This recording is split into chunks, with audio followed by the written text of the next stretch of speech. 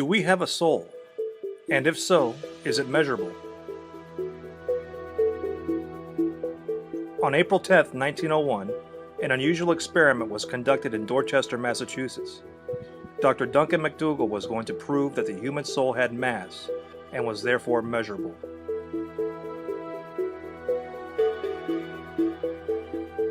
He conducted this experiment on 6 dying patients who were placed on specially made Fairbanks weight scales just prior to their deaths.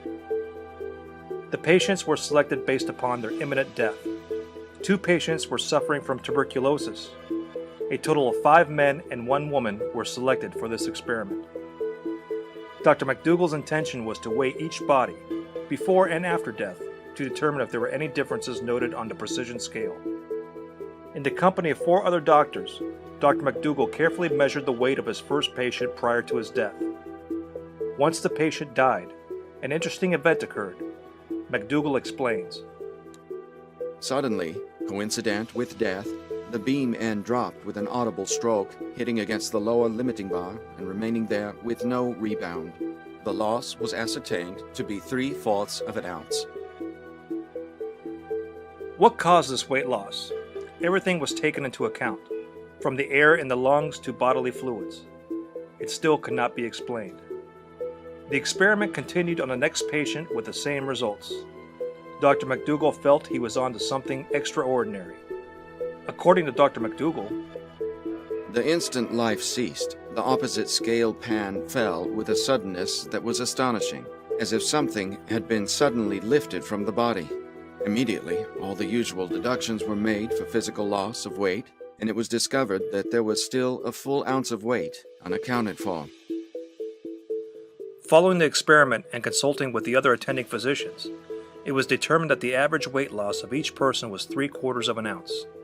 Dr. MacDougall concluded that the human soul weighed 21 grams. All 5 doctors took their own measurements and compared their results. Not all the patients lost the same weight, but they did lose something that could not be accounted for. And then something interesting occurred on the 3rd patient. He maintained his same weight immediately upon death. It was only after a minute had passed that he finally lost an ounce of weight.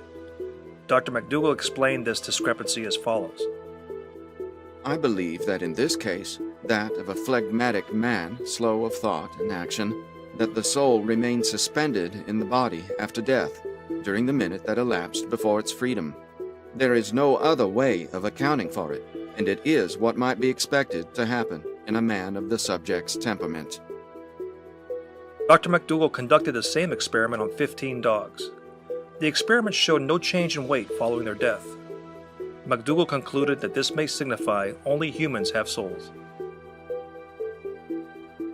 H. Lav Twining, a physics teacher at Los Angeles Polytechnic High School, attempted the same experiment on mice in 1917.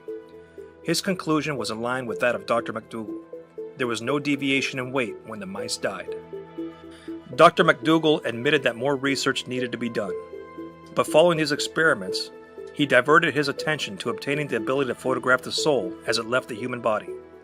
Unfortunately, he failed to establish any further scientific breakthroughs. Dr. Duncan MacDougall passed away in 1920. No further credible experiments have been conducted to verify MacDougall's claims.